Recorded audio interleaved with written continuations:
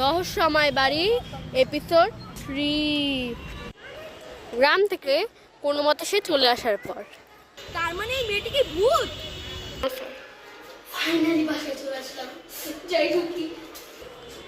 ছেলেটি দুপুরবেলা যখন বাসা থেকে খেলতে বের হয়, তো দুপুরবেলায় সে খেয়ে আসার পর রাত্রেবেলা তার একটু ঘুম আসছিল না, এই জন্য সেভাবে সে একটু হাঁটতে যাবে রাত্রে বাইরেবেলা। হ্যাঁ, ঘুম আসছে না যে একটু বাইরে যাই হেঁটে আসি। হ্যাঁ।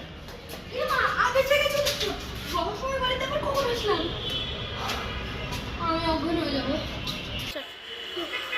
ফাইনালি উঠলাম। এই মা আবার বাড়িতে চলে আসলাম। কি অবস্থা?